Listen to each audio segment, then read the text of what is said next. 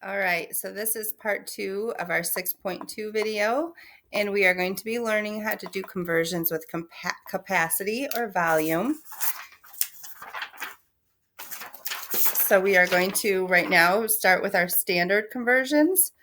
Standard conversions are going to be our gallons, quarts, pints, and cups. So on this first one, I will do it for us, and we are going to be using our conversion equation where we start with what we know.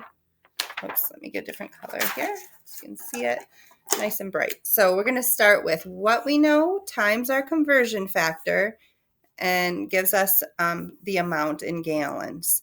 So we know that we have 25 quarts. We're going to put that on top just like we did yesterday over 1. So we start with what you know, 25 quarts over 1, and we are going to be changing quarts to gallons. So we always put whatever is over here on the bottom so we can cancel those out. So we'll put quarts to gallons, and then after we figure out what we need to convert, we need to find our factor. So I'm going to pull up what we did the very first day of this chapter. We drew this diagram here. And we are comparing quarts to gallons, so we need to know how many quarts are in a gallon. Here's my gallon, the G. There's 1, 2, 3, 4 of those green Q's, so 4 quarts equals 1 gallon. We are going to use that as our conversion factor.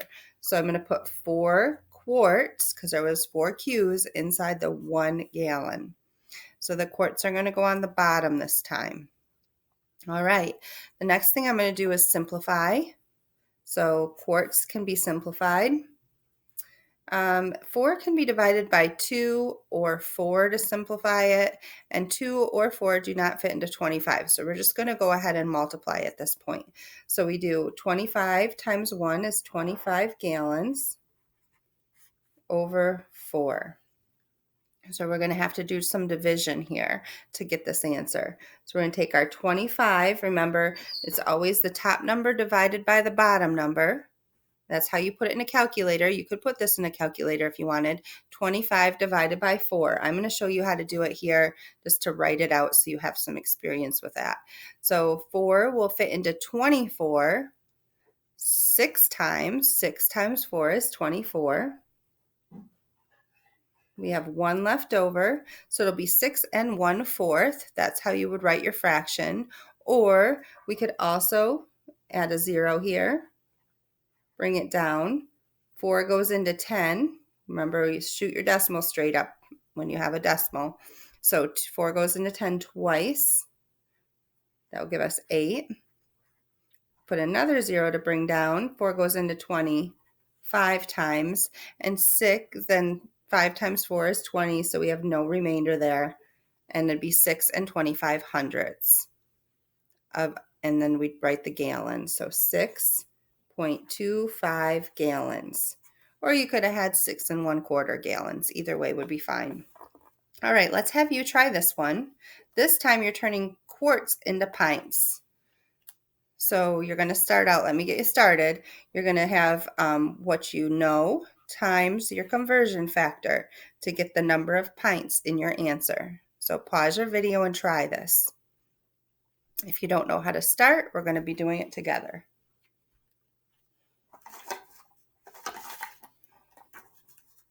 Okay, so we're going to start with what we know, which is the 25 quarts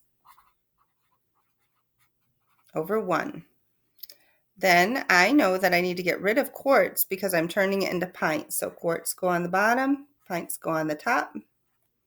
Now I need to look at my diagram to see how many pints are in a quart. So pints are represented with P's, quarts are represented with a Q. So there's 2 pints in 1 quart. So 2 pints in 1 quart. Then I simplify out my quarts. 25 times 2 is 50 pints over 1 times 1 is 1. So it's just going to be 50 pints. All right, let's have you try this one. Now, this one's going to be a little different. So if it is hard for you, just wait for me and we'll do it together. But you're going to be changing it to quarts, but you're going to have a remainder. In this problem, the way they want the answer isn't going to be in a decimal or a fraction of how many quarts. They want to know how many remainder pints you have. So you're going to put your remainder in this pint spot. So just try it. Try it by starting with what you know, times your conversion factor, and then when you get your final answer, when you do your division, your remainder will go in the pint area. So you'll have some pints, some quarts, and some pints, but you set it up the same way. Go ahead and try it. Okay, let's do this one together. We're going to start with what we know, 33 pints over 1. And we are changing pints, so that will go on the bottom because we're getting rid of it, pints to quarts. And you can look at your diagram again and see that there's 2 pints and 1 quart. So 2 pints and 1 quart. All right. Next, we're going to simplify. I forgot to simplify. We got to simplify, get rid of those pints. Reduce those down so that you just have quarts on the top. So 33 times 1 is 33 quarts. 1 times 2 is 2. And that turns into a division problem where the top number is being divided by the bottom number. So remember, we stick our bottom out, or we divide that top number here. Okay, so 2 goes into 3 once. 1 left over, bring down the 3. 2 goes into 13 6 times. 6 times 2 is 13 or 12 with 1 left over. So here is going to be the number of quarts. We have 16 quarts. And we have this 1 pint left over. That is our remainder with a remainder of 1. So 1 pint left over. 16 quarts, 1 pint. Okay, so they will have some in there that you have to use your remainder in the proper way to say that, because we know that 2 quarts, that's what we're dividing by, 2 of them would make, or 2 pints, 2 of them would make a quart. And there's 1 of these pints left over. All right, let's change it up and move over to the metric system now, doing some capacity with the metric system. I'm going to do this first one. And remember that in your notes, what you need to use for this part right here, because this won't be here for you, is this metric conversion chart. And let me just show you one more time that the unit is liters, and that stands for volume. So you can have centiliters, milliliters, deciliters, decaliters, hectoliters, and kiloliters. All right. So liters is our base unit here. All right. Let's start with this, doing it this way where we move over. So this one is giving us 1.7 liters, and liters is our main unit. So liters would go here. And it wants us, this is a capital D, so it's talking about the big D instead of the little d, decaliters. So we are moving this way from liters to decaliters. And if you look here at the chart that we drew, liters to decaliters, we are going to divide by 10. So here we are dividing by 10 one time. And when you divide by 10, you are making your number smaller by 1 decimal place. So it will turn into 0.17 deciliter. That will be the answer for that one. Now, if you, again, don't feel comfortable just moving the decimal and you want to know why you're doing it, and it makes more sense to you to use this nice little equation that we've been making up, we can put 1.7 liters over 1. Then we are going to change our liters to decaliters. There is 10 liters, because that's our unit, 10 liters in 1 deciliter, 10 to 1. So 1 and 10. So here you're going to be doing the same thing. You cancel out your liters, and it will be 1.7 deciliters divided by 10. And when you divide by 10, again, you just move your decimal 1 spot, 0.17 deciliters. All right, so that's another way to get that. Let's have you try one. If you're not sure how to start, I'll get you started here.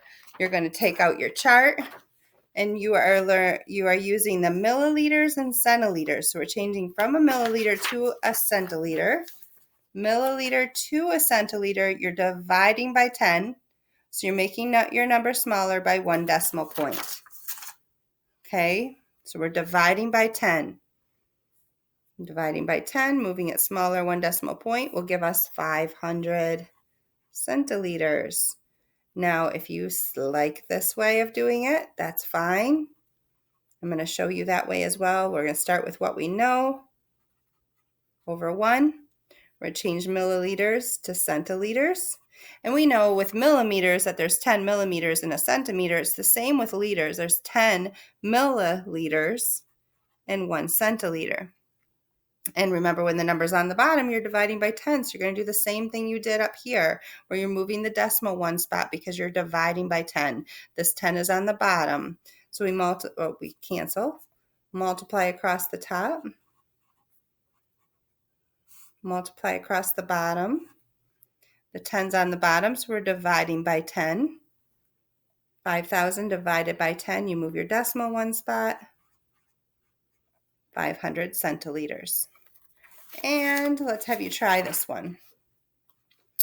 And I did draw the chart for you, so you're going to start with 40 liters. And this time you are changing that to milliliters. So you're going to want to look at your chart and see, we are going liters to milliliters. You're going this way, 3 spots.